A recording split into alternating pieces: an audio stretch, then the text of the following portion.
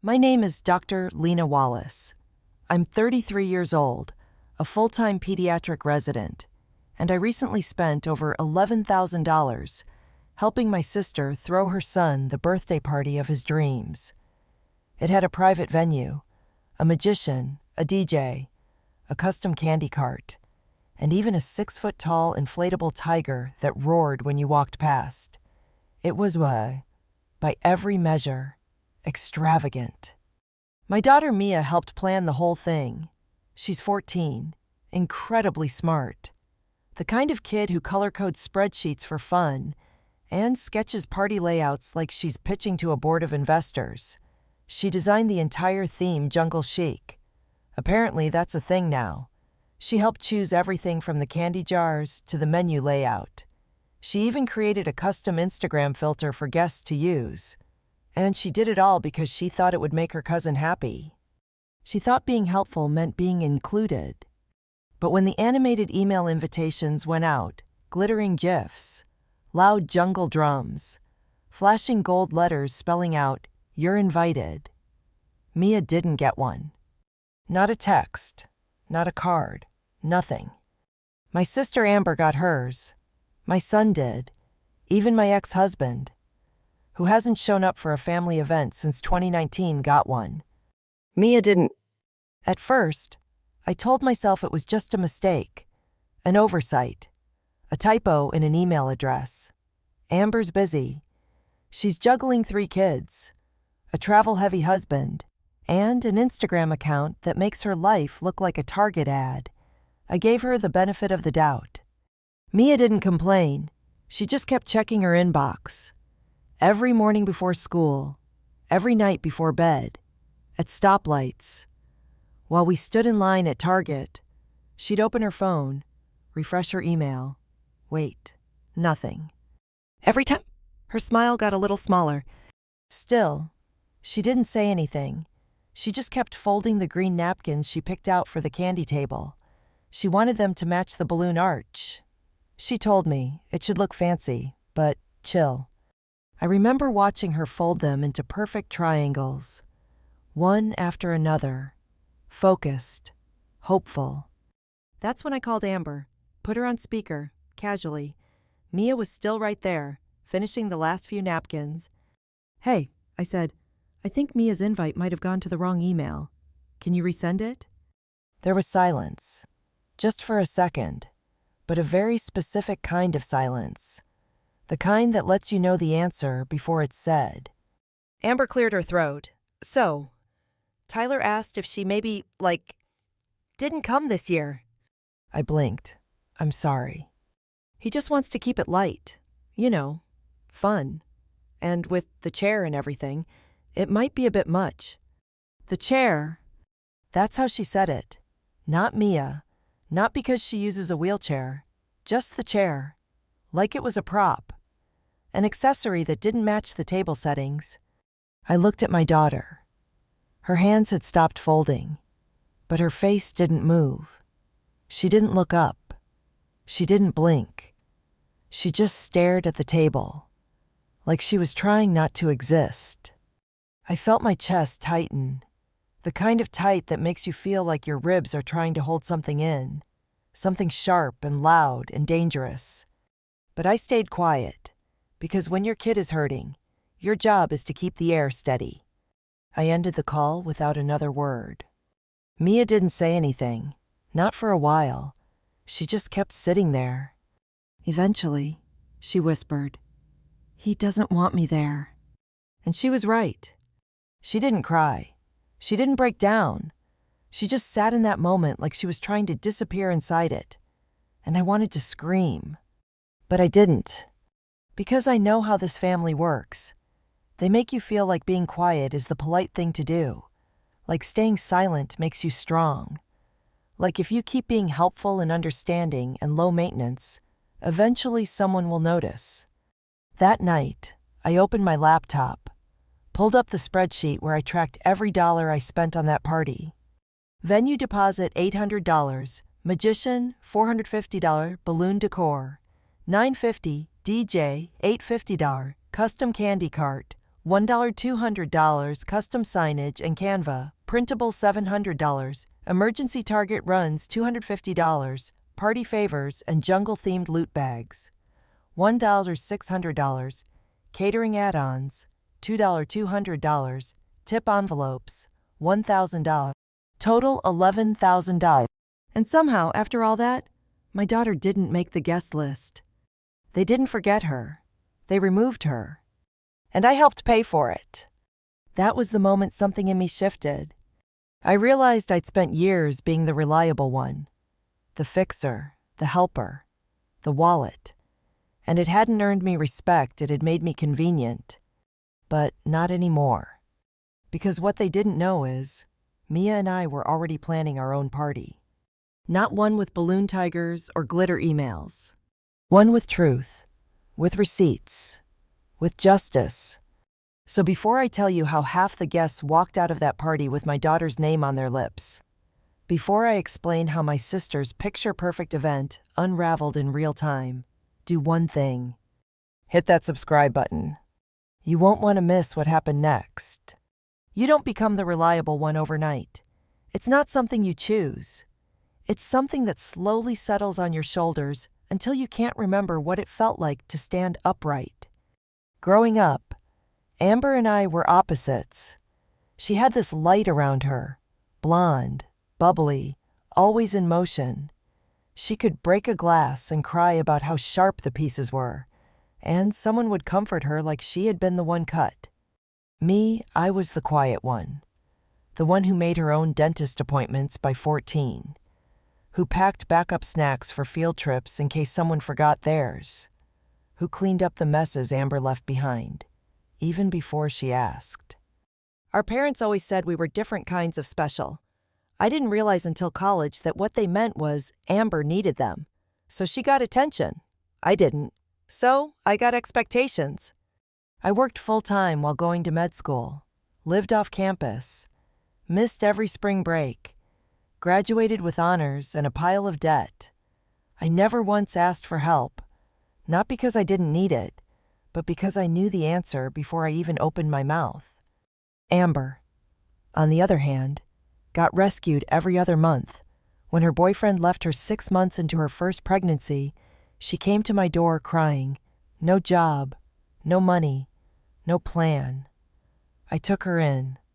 She stayed rent-free in my apartment for 8 months. She didn't buy groceries. She didn't help with bills. She didn't even clean.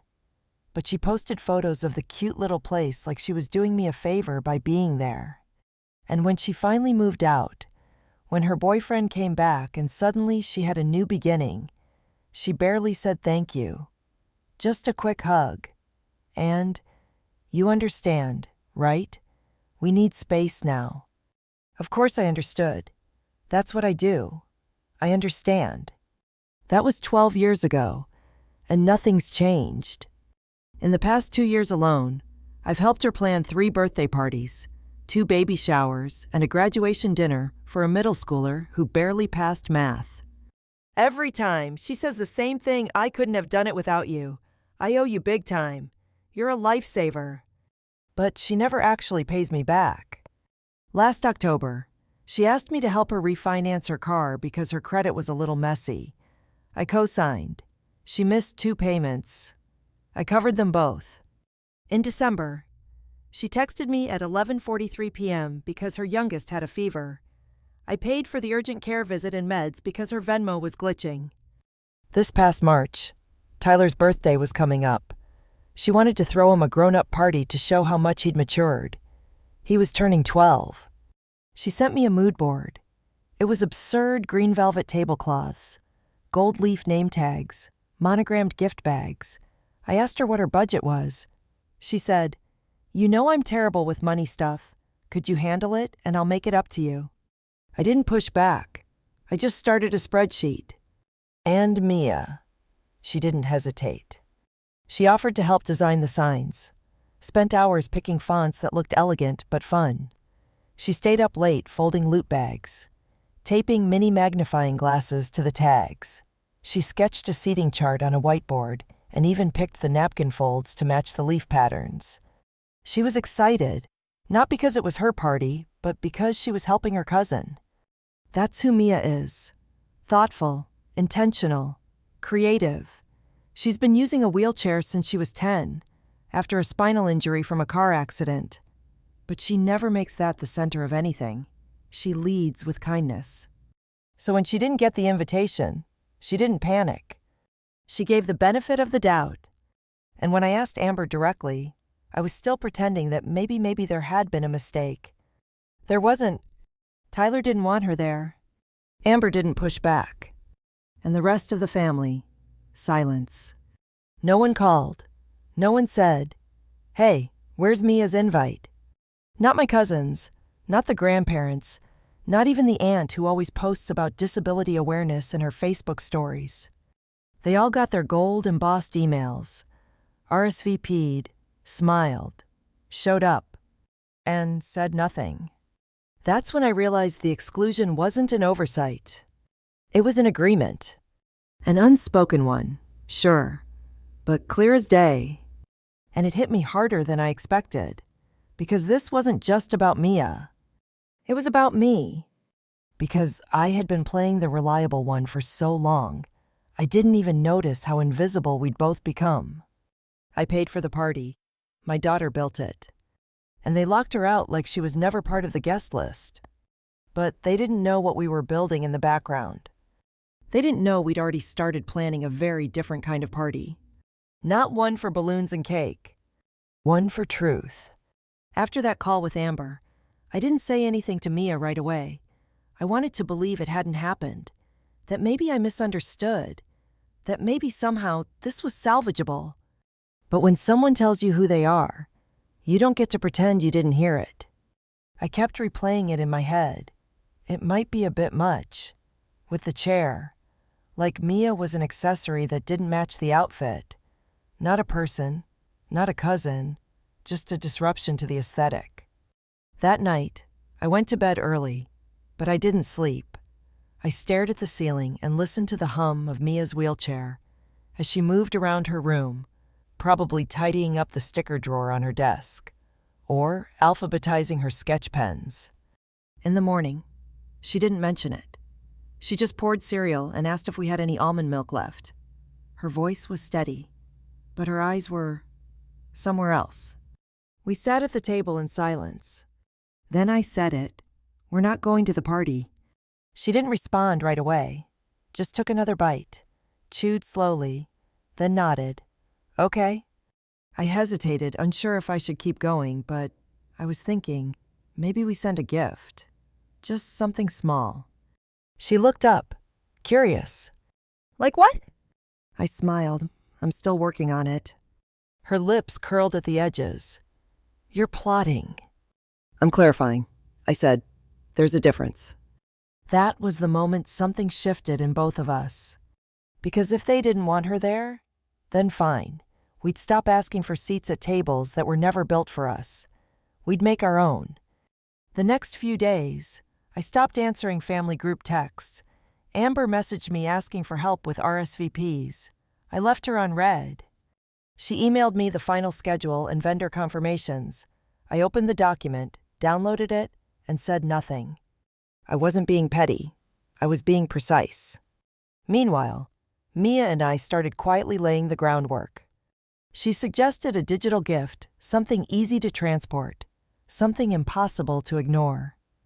I agreed. We ordered a high-end gift box, matte white, magnetic clasp, soft green satin ribbon. Inside, we placed a fully charged tablet. Mia helped record the video, her voice steady, her expression calm. "Hi, I'm Mia. I helped plan this party. I designed the signs. I picked the candy. I tied the ribbons on the gift bags. I wasn't invited because I use a wheelchair." There was no anger in her voice, no bitterness, just clarity, truth. We cut together footage from my phone, Mia folding napkins, sketching layouts, organizing jungle-themed loot bags. Then we ended the video with a simple black screen and one line of white text.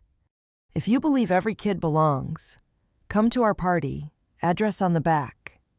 We sent out 20 invitations to people we knew, Mia's teachers, friends from school, a few coworkers of mine who had kids around Tyler's age.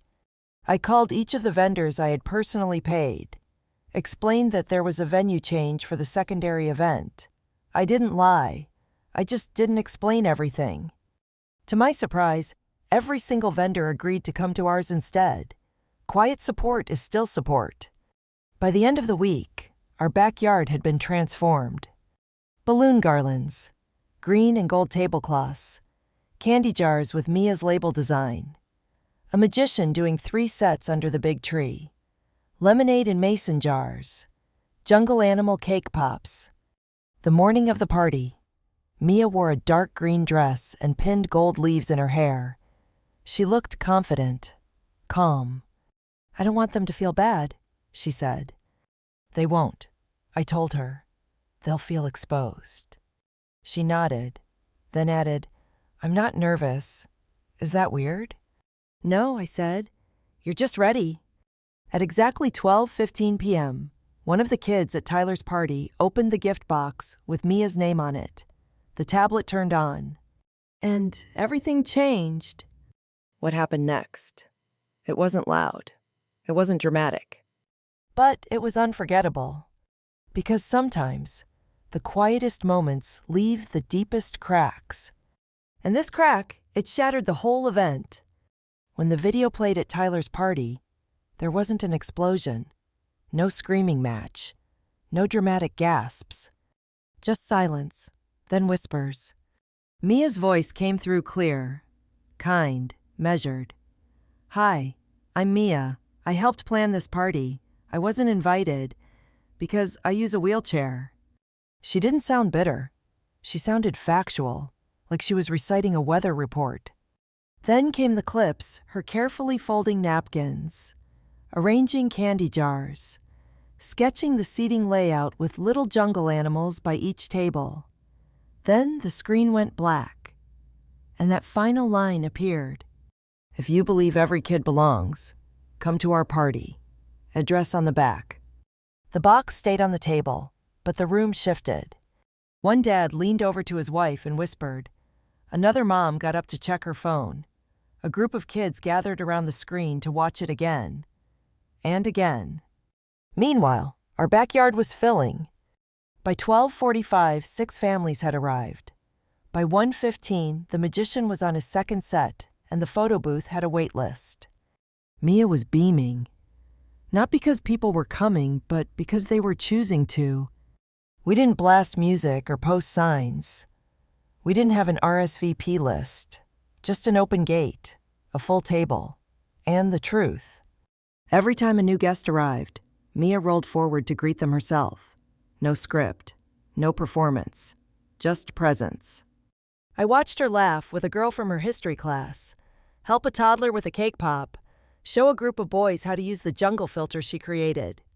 And for the first time in a long time, I saw her fully belong.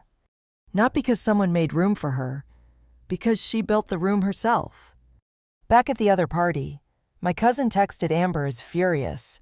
"People are leaving. Parents are asking questions." I didn't respond. I was helping refill lemonade jars. Amber had spent weeks curating an event that looked perfect on Instagram. But no amount of gold leaf or #ready moments could cover up the fact that she had excluded a child on purpose. And now that decision was sitting in the middle of the room with a screen and a speaker. Mia didn't have to call it out. She just had to show up. That day wasn't just about one party. It was a pivot point. Because when you stop begging people to see you and start building places where you're already seen, everything changes. And I wasn't done. That week, I unsubscribed from the family group chat. I deleted the spreadsheet I used to track Amber's IOUs. I stopped answering questions that weren't mine to fix. Then, quietly, I redirected that energy. I started applying for pediatric fellowships across the country. Not because I wanted to leave, but because I realized I'd built my life around proximity to people who didn't actually value me. I updated my CV, pulled together my research publications, and restructured my LinkedIn profile. I applied to 3 hospitals, One of them called me back within 48 hours. They flew me out the following week. I interviewed with their entire pediatric surgery board, and when I left, they handed me a folder with a number I hadn't expected to see. It was almost double my current salary. I remember sitting in the airport terminal, staring at the offer letter, thinking, this wasn't luck. This was years of reliability finally pointed at myself. And that same week, Mia was approached by her school's art teacher. Apparently, someone had forwarded her the video from the party. They asked if she'd be interested in designing the flyer for the school's fall carnival. She said yes. Then she came home, opened her laptop, and started researching color psychology and promotional graphics. Because that's who Mia is. She doesn't need pity. She needs a platform. Amber tried to reach out. She posted something vague on Instagram about family betrayal and false narratives. She tagged it "Keep It Classy" and limited the comments. But the truth has a rhythm. It finds its way into conversations. Parents at Tyler's school started asking questions.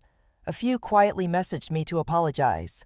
One of the vendors even refunded part of their fee after seeing the video. It wasn't about money. It was about clarity. And clarity spreads. Because once people saw Mia not as a footnote or a burden, but as a builder, they couldn't unsee her. She wasn't asking for inclusion. She was creating it. And I wasn't asking for respect anymore either. I was redefining it. The funny thing about the truth is it doesn't always shout. Sometimes, it walks in wearing soft shoes and sits quietly until everyone else goes silent. That's exactly what happened when Amber tried to regain control.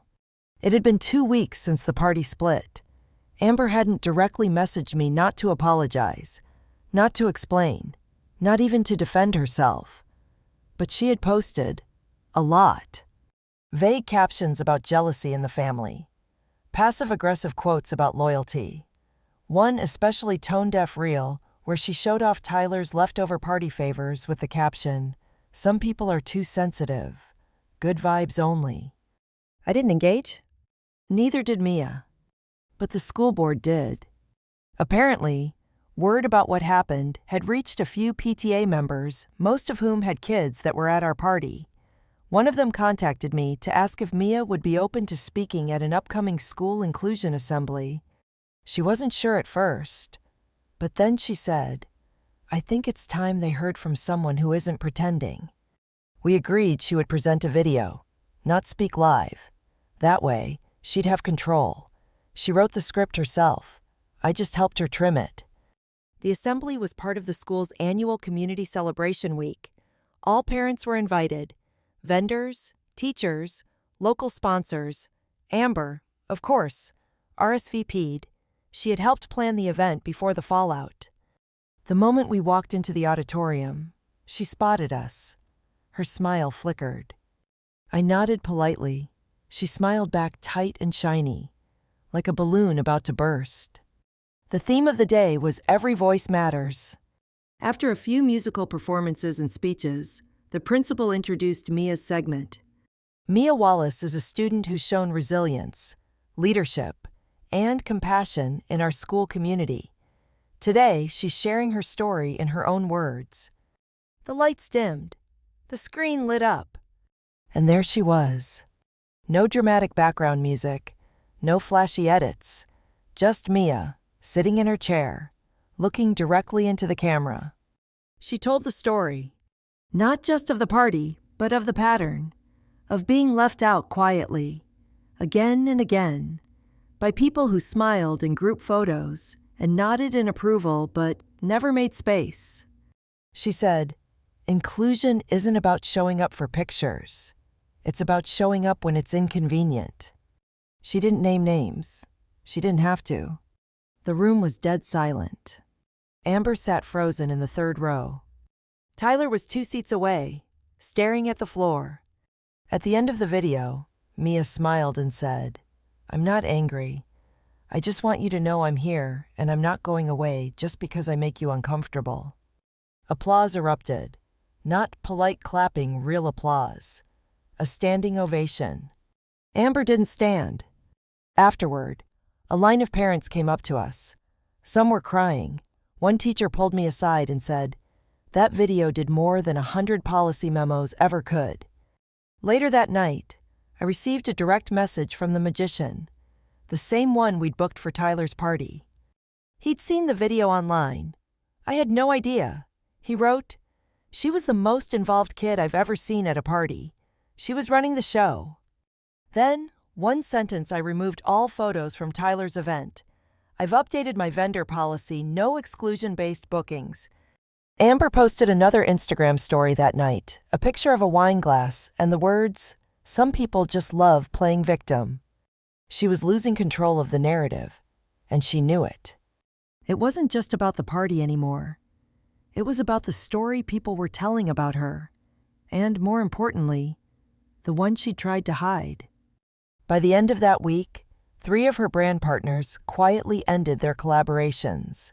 One of them, a parenting podcast, issued a statement, "We believe in amplifying voices, not silencing them." I didn't say a word. Neither did Mia. We didn't have to. Because the most powerful kind of justice isn't loud. It's measured, documented, inevitable. It's when the truth becomes so obvious that even those who once looked away can't pretend anymore. And the best part, we never had to humiliate her. She did that all on her own by doubling down instead of looking in. By the end of the month, she was effectively isolated. The same people she used to rely on for image boosts had pulled back. Her social media went from curated perfection to long pauses and blurry reposts. She tried to call me once. I let it go to voicemail. She didn't leave one. And that was it. Not a blowout, not a final confrontation, just distance. And in that distance, Mia and I built something so much better. Because when you stop fighting for a seat at their table, you have room to build your own, but clarity alone doesn't change people. Amber never called again. Not after the video, not after the partnerships dried up, not after the polite social distancing started happening at school functions and neighborhood meetups. And truthfully, I think that was the best possible outcome. Because what could she say? Sorry you weren't useful anymore. Sorry you finally made it too hard to ignore the truth. She didn't want to fix anything. She wanted it to blow over, to go back to before. But we weren't going back. We had already moved forward. In the weeks that followed, something subtle but powerful began to shift, not just in how people treated Mia, but in how she saw herself. One afternoon, a package arrived at our door. Inside was a handmade invitation, beautiful paper, pressed flowers, gold script lettering. It was from a classmate named Amelia. The note read, "You were the first person I thought of for my birthday."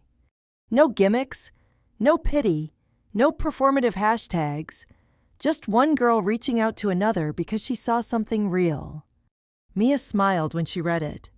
Then she held the card to her chest like it was something precious. And when she came back from that party with glitter in her hair, chocolate on her fingers, and a handmade bracelet on her wrist, I saw something in her I hadn't seen in a long time. Weightlessness. Not the absence of pain, just the absence of effort, of having to try so hard to belong. At school, something else had changed too. Kids who used to smile and keep walking now stopped to talk. Her teachers asked for her design input on upcoming projects. One of her classmates asked if she'd help plan their school club's next event. And then there was Mia's table. It wasn't official. There were no banners or rules.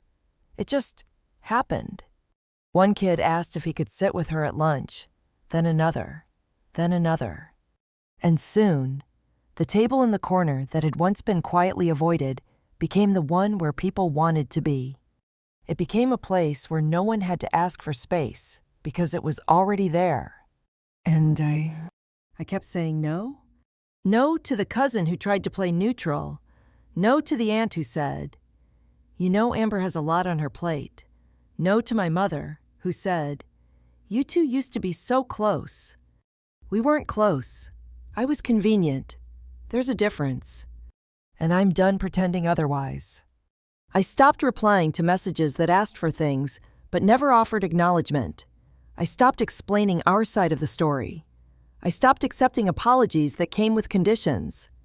We spent our Sundays walking through parks, sketching new design ideas, trying new coffee shops, learning how to make real pad thai from scratch. We talked about high school, college, dreams. Mia told me she wants to start a nonprofit one day, not just for disabled kids, she said, but for the ones who feel like background characters in their own lives. I told her I think she already has. Because she reminded people what empathy looks like. Not performance, not guilt, not viral outrage. Empathy as practice, as something you do even when no one's filming. One evening, while brushing her hair before bed, she asked, "Do you think I made it worse?" I looked at her in the mirror. "No," I said. "I think you finally showed them what it really was." She nodded, then added, "It's kind of freeing, not needing to be picked." And that's when I knew she was going to be okay. Not just okay, whole. Not because the world had changed overnight, but because she had proof now of what happens when you stop shrinking to fit. As for me, I accepted the job offer. We're moving this fall. A fresh start. New house. New school. New city.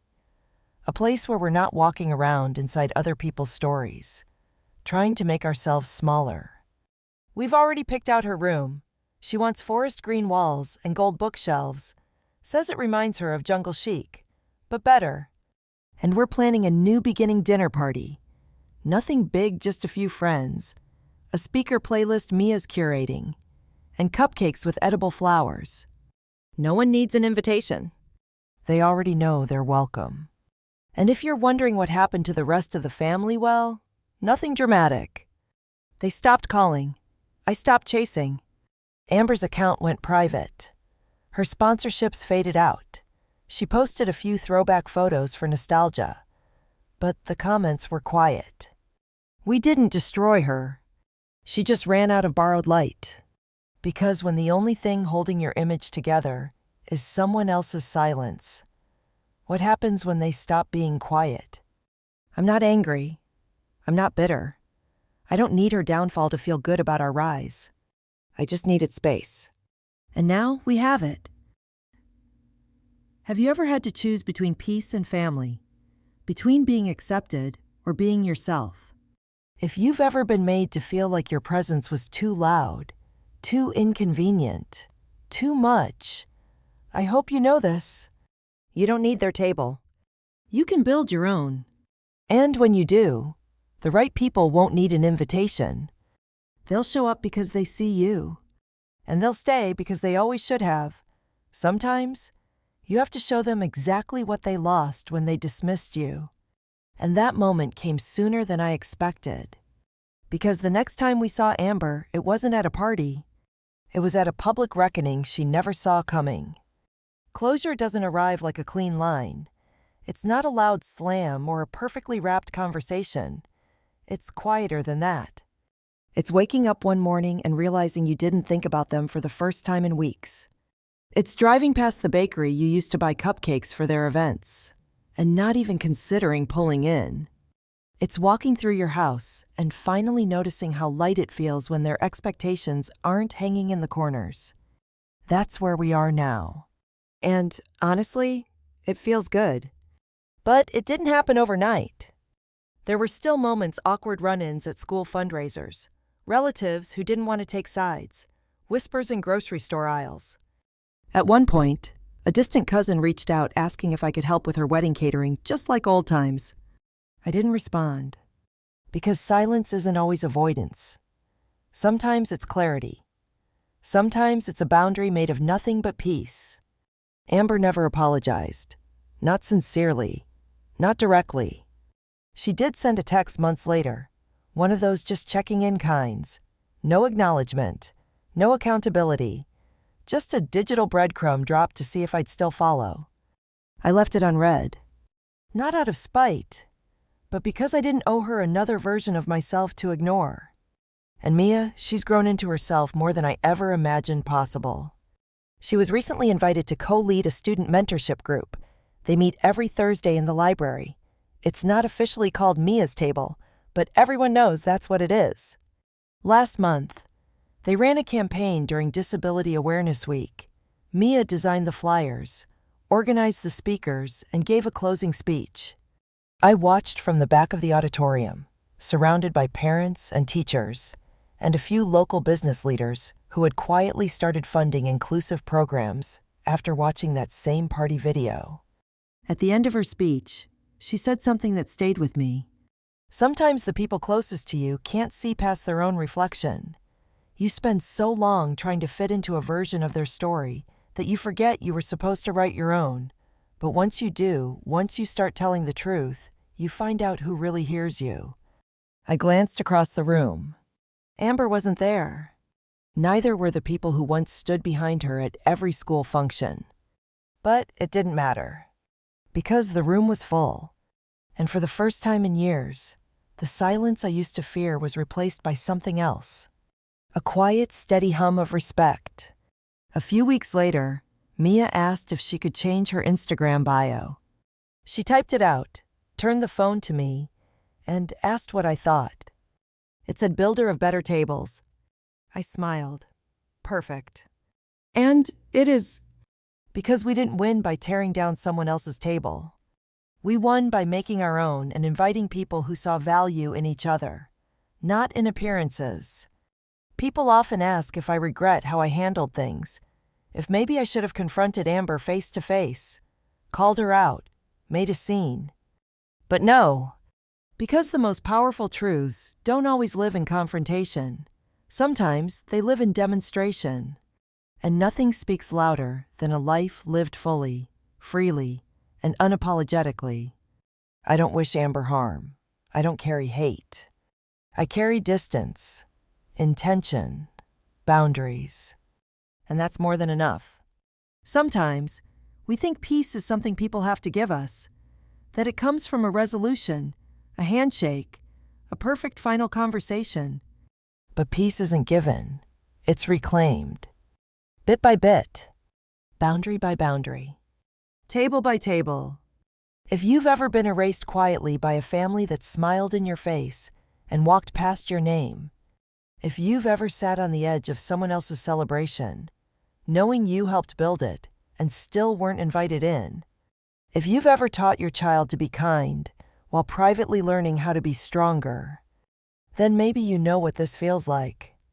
And if you do, I hope this story gives you permission to step back, to speak up, to build differently. Because you don't owe anyone your silence, and you certainly don't owe them your seat.